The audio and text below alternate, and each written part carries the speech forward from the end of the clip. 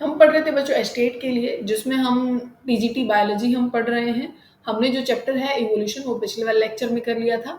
आज हम जो चैप्टर कर रहे हैं वो कर रहे हैं biotechnology and its application. To the point हम सारी चीज़ें पढ़ रहे हैं और जो चीज़ें हम कर रहे हैं वो सफिशिएंट हैं, क्योंकि अब तक का आप पेपर नोटिस करोगे उसमें यहीं से ही टॉपिक उठाए गए हैं। बच्चों देखो, अब एस्टेट वाले कुछ अतरंगी करते हैं, एक दो क्वेश्चन ऐसे हो सकते हैं भाई जो ऊपर नीचे चले जाएं, उसकी गारंटी तो कोई भी नहीं ले सकता। पर हाँ, टॉपिक अब मैं मोस्टली तो जो मेन टॉपिक है उनको सबको कवर करने की कोशिश कर रही हूँ। ठीक है, अब देखो, अब जो बायोटेक्नोलॉजी है इसमें आप जो चाहे आप ऑर्गेनिज्म के साथ चेंजेस करते हैं या फिर प्लांट्स के साथ चेंजेस करते हैं, वो क्या चेंजेस होते हैं? वो चेंजेस होते हैं कि भाई आप प्लांट ऐसा बनाएं जो इंसेक्ट रेजिस्टेंट हो, पेस्ट रेजिस्टेंट हो, बेटर आप न्यूट्रिशन वैल्यू वहाँ पे कर दें, या फिर वहाँ पे आप वो हीट रेजिस्टेंट हो, ज़्यादा ठंड में भी वो ग्रो कर सके, पानी की कमी हो तो भी ग्रो कर सके, सॉल्ट की अमाउंट भी थोड़ी ज़्यादा हो जाए तो भी वो ग्रो कर सके। मतलब आप किसी भी, आप एक वर्ड आपसे पूछा जाता है जीएमओ क्या है, जेनेटिकली मॉडिफाइड ऑर्गेनिज्म होता है। अगर जीएमसी लिखा जाए तो इसको बोलते हो जेनेटिकली मॉडिफाइड क्रॉप, आप इसको नाम देते हो। तो ये चीज़ें क्यों की जाती है, तो ये सारी चीज़ें यहाँ पे लिखी हुई है पॉइंट बना के पास, जो मैंने अभी बताया। ठीक है, कि भाई टॉलरेंट लेवल आप बढ़ाना चाहते हैं, इंसेक्ट से रेजिस्टेंट बनाना चाहते हैं। ठीक है, तो जो एस्टेट में सबसे ज़्यादा जहाँ से क्वेश्चन पूछा गया है बच्चों वो है बीटी कॉटन।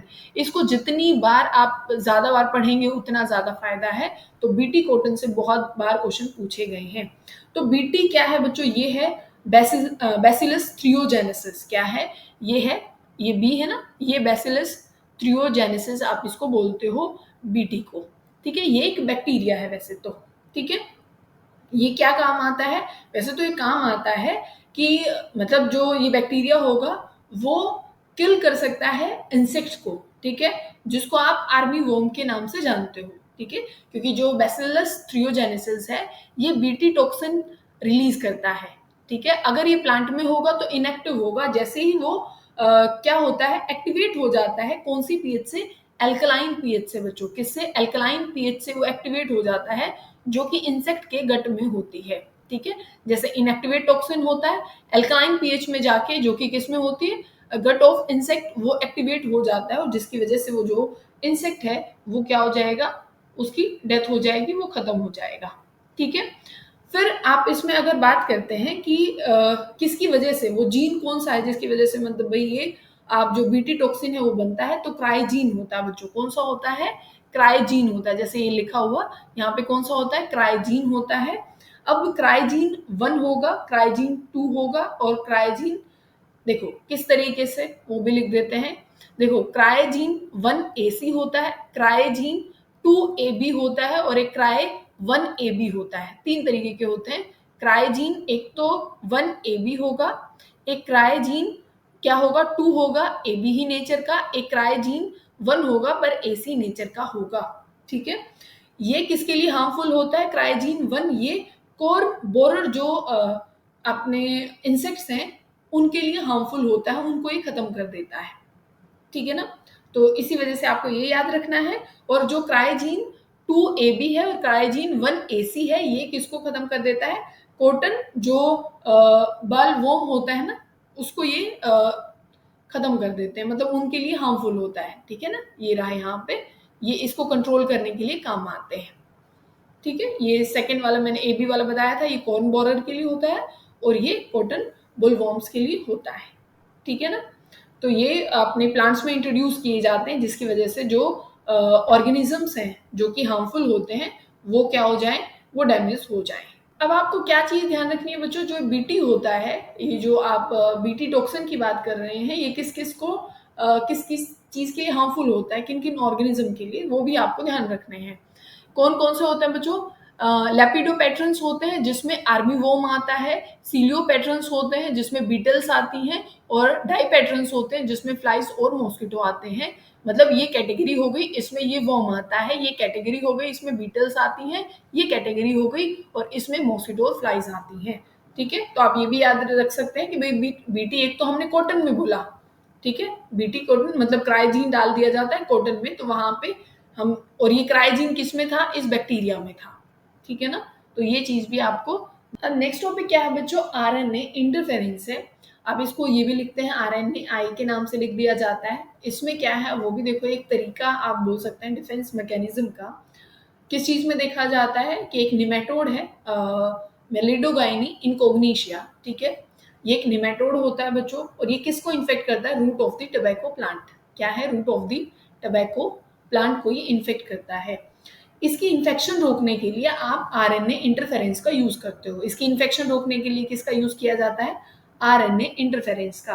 अब ये मेथड मान सकते हो कि एक मेथड है, सेलुलर डिफेंस मैकेनिज्म है यूकैरियोटिक ऑर्गेनिज्म में। ये क्या है, ये आगे सारी बातें लिखी हुई हैं, बिल्कुल बिल्कुल बहुत बढ़िया तरीके एक्सप्लेन किया गया है यहाँ पे। तो हम क्या बोल रहे हैं कि ये एक डिफेंस मैकेनिज्म है यूकैरियोटिक ऑर्गेनिज्म में, जो किस चीज के लिए यूज किया जाता है, आरएनए इंटरफेरेंस। ये साइलेंस कर देता है एमआरएनए को, क्या बना के, कॉम्प्लीमेंट्री डबल स्टैंडर्ड आरएनए बना देता है। डबल स्टैंडर्ड क्या बना देता है, आरएनए बना देता है, जिसकी वजह से जो हार्मफुल टॉक्सिक सब्सटेंस जो बन रहा था, जो कि रूट को खराब कर रहा था, क्योंकि जैसे ही आरएनए बन जाता है डबल स्टैंडर्ड वाला, क्योंकि आरएनए जो सिंगल स्टैंड वाला है उसका तो अपना एक मीनिंग कुछ है बच्चों, जिसकी वजह से कुछ बनेगा। पर जैसे ही डबल स्टैंडर्ड आरएनए बन जाता है, वहां पे कोई चीज नहीं बन पाती, कोई जेनेटिक मटेरियल बन नहीं पाता, वो अपने आप को क्या नहीं कर पाता, एक्सप्रेस नहीं कर पाता। एक्सप्रेस नहीं कर पाएगा तो कुछ बनेगा नहीं, कुछ बनेगा नहीं तो फिर रूट भी क्या है, इन्फेक्ट नहीं हो पाएगी, ठीक है। तो जैसे ये लिखा हुआ है, which can not translate and hence its expression is blocked, क्योंकि डबल स्टैंडर्ड जो आरएनए होता है वो खुद को एक्सप्रेस नहीं कर पाएगा, और एक्सप्रेशन ब्लॉक हो गया तो फिर उसी को आप क्या नाम बोलते हो, साइलेंसिंग बोलते हो। और ये कॉम्प्लीमेंट्री आरएनए कैसे आप बनाते हैं, ये क्या कराते हैं आप, इन्फेक्शन करा सकते हैं आरएनए वायरस से, ठीक है, या फिर जो मोबाइल जेनेटिक एलिमेंट्स होते हैं आप उनका भी यूज कर सकते हैं, ठीक है ना। तो ये सारी चीजें आप कर सकते हैं। फिर है जेनेटिकली इंजीनियरिंग, जो आपके पास क्या होता है, इंसुलिन, वो कैसे बनता है। देखो, ये पहली कंपनी ने बनाया था जिसका नाम था इली लिली बच्चों। क्या था, इली लिली, यहाँ पे लिख देते हैं, ये रहा पूरा वैसे तो, ठीक है। ये जेनेटिकली इंजीनियर्ड इंसुलिन, ये क्या है, किसने बनाया था, इली लिली ने। कंपनी का नाम है, अमेरिकन कंपनी है, 1983 में बनाया था बच्चों ये। और किसका यूज करके, ई कोलाई, इसेर्शिया कोलाई जो होती है उसका यूज करके बनाया था। क्या बनाया था, ए और बी दो चेन होती हैं, ए और बी दो चेन होती हैं, दोनों को सेपरेटली बनाया था। फिर दोनों को क्या है, उन्होंने अटैच कर दिया, सल्फाइड बॉन्ड बीच में होता है। ए और बी जो चेन है बच्चों उसको सेपरेटली बनाया, जैसे ये ए चेन है, ये बी चेन है, अलग अलग बनाया। किसका यूज करके बनाया है, ई कोलाई का यूज करके बनाया है। ए चेन को अलग बनाया, बी को अलग बनाया, फिर इनको इकट्ठा कर दिया गया और डाइसल्फाइड जो बॉन्ड है उससे उनको जोड़ दिया गया। इसको इंसुलिन बोलते हो। पर आपके पास एक क्या होता है, जैसे ये प्रो इंसुलिन होता है, एक क्या होता है, प्रो इंसुलिन, जिसमें तीन चेन होती है, मतलब एक ए चेन होगी, फिर उसके साथ एक बी चेन होगी, जैसे ये ए चेन है, ये बी चेन हो गई, और एक चेन हो जाती है सी चेन। तो ये प्रो इंसुलिन बोला जाता है, ठीक है। यहाँ पे सल्फाइड बॉन्डिंग होती है, ठीक है, सल्फाइड बॉन्डिंग होगी। पर हमें ये सी चेन नहीं चाहिए होती, तो आप सी चेन को हटा देते हो, तो वहां पे आपको क्या मिल जाता है, इंसुलिन मिल जाता है, ठीक है। ये सारी ये चीजें लिखी हुई है, ठीक है बच्चों। फिर हम नेक्स्ट देखेंगे जीन थेरेपी, आप जिसको बोलते हो। अब यहाँ पे आप क्या करते हो, जो जेनेटिकली हेरिडिटिकल जो डिजीज होती हैं उनकी आप करेक्शन के लिए आप जीन थेरेपी का यूज करते हो। जैसे बस जो फर्स्ट जीन थेरेपी है वो 1990 में की गई थी बच्चों, 1990 में, और किसके ऊपर, एक 4 साल की लड़की के ऊपर, ठीक है। उसको क्या हुआ था, एडिनोसाइन डी एमिनेज, जिसको ए डी, ए का नाम आप देते हैं, ये रहा एडीए। क्या नाम बोला है मैंने इसका, एडिनोसाइन डी एमिनेस, एडिनोसाइन डी एमिनेस। ये क्या है, इसकी डेफिशिएंसी हो जाती है बच्चों, इसकी क्या है, डेफिशिएंसी हो जाती है, किसकी वजह से, due to the deletion of ADA gene. ADA gene की डिलीशन के कारण इसकी कमी हो जाती है, इस एंजाइम की, एडीए, ये क्या है, एडिनोसाइन डी एमिनेस की डेफिशिएंसी हो जाती है, ठीक है। कारण भी मैंने बता दिया, क्योंकि इसकी क्या हो जाएगी, एडीए जो जीन है इसका डिलीशन हो जाता है। और ये हेरिडिटी बीमारी आप पढ़ रहे हैं, जो हेरिडिटी से आई है। इसका क्योर क्या है बच्चों, या तो आप क्या करोगे, जो बोन मैरो है उसका ट्रांसप्लांटेशन हो, या तो क्या हो, बोन मैरो का ट्रांसप्लांटेशन हो या फिर जो एंजाइम है वो बॉडी में इंजेक्ट किया जाए, एंजाइम रिप्लेसमेंट थेरेपी वहां पे हो। पर देखो ये बोन मैरो ट्रांसप्लांट करना तो बहुत महंगा पड़ जाता है, ठीक है, और ये बार बार करने पड़ेंगे क्योंकि एंजाइम कितनी देर तक मतलब वहां पे रह पाएगा, ठीक है। तो जीन थेरेपी क्या है, जैसे बॉडी से लिम्फोसाइट्स निकाली जाती हैं बच्चों, बॉडी से जिसको भी हो रखा है उसकी बॉडी से लिम्फोसाइट निकाली जाएंगी और उसमें क्या है उसको कल्चर किया जाता है, उसको बाहर निकाल के उसको कल्चर किया जाता है और उसमें क्या डाल दिया जाता है, एडीए जो जीन है वो डाल दिया जाता है, ठीक है ना। तो जिसकी वजह से फिर वो क्या है, फंक्शनिंग उसकी चालू हो जाएगी, सेल्स को वापस से अंदर इंजेक्ट कर दिया जाएगा, ठीक है ना। पर ये भी अब देखो लिम्फोसाइट्स की अपनी एक क्या है, एज होती है लिम्फोसाइट्स की, तो हालांकि वो भी बार बार कराना पड़ेगा प्रोसेस, क्योंकि लिम्फोसाइट को इमोर्टल तो है नहीं कि भाई वो हमेशा ही जिंदा रहेंगी, ठीक है ना।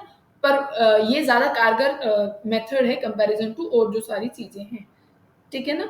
हाँ, इसका सबसे कारगर ये होता है कि अगर एम्ब्रियोनिकल स्टेज में ही पता लग जाए कि भाई एडीए जो एंजाइम है वो नहीं है, तब आप उसका जीन ट्रांसफर करके इसको 100% इसकी क्योर आप कर सकते हैं। नेक्स्ट क्या है बच्चों, मोलिकुलर डायग्नोसिस। इसमें क्या है, आपको एक तो ये जो टर्म है एलिसा, ये आपको याद रखनी है।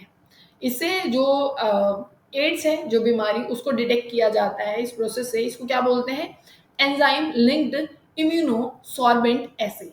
क्या है एलिसा, ये आपको ध्यान रखनी है, इसकी full form enzyme linked immunosorbent assay, ठीक है, ये चीज आपको याद रखनी है। एचआईवी जो है उसका डिटेक्शन होता है, जब आप बीमारियों वाला चैप्टर तब पढ़ाएंगे तब आपको इसको बहुत अच्छे तरीके से पढ़ाएंगे, ठीक है। पर यहाँ पे आपको ये याद रखना है कि यहाँ पे एड्स की डिटेक्शन के लिए एलिसा जो टेस्ट है वो किया जाता है। यहाँ पे होता क्या, वैसे ये चीज आप ध्यान रख सकते हैं, एंटीबॉडी एंटीजन इंटरेक्शन होता है इस प्रोसेस में, एंटीजन एंटीबॉडी इंटरेक्शन होता है। फिर नेक्स्ट आपको पढ़ना है बच्चों transgenic animals and biopiracy. Biopiracy मतलब तब जो बायो रिसोर्सेज हैं, अगर मल्टीनेशनल जो कंपनीज हैं, अगर बायो रिसोर्सेज की वो बिना किसी जिस देश की वो चीजें हैं अगर उनकी चोरी करती है, ठीक है, तो उसको बायोपायरेसी बोला जाता है। जैसे एक बहुत फेमस एग्जांपल है कि 1997 में अमेरिका ने क्या किया कि जो अपना बासमती चावल है उसका एक हाइब्रिड बना लिया, ठीक है, और अपने नाम पे उन्होंने अपना पेटेंट दर्ज करा लिया, ठीक है, भाई ये हमारी वैरायटी है, पर वो थी किसकी, इंडिया की थी।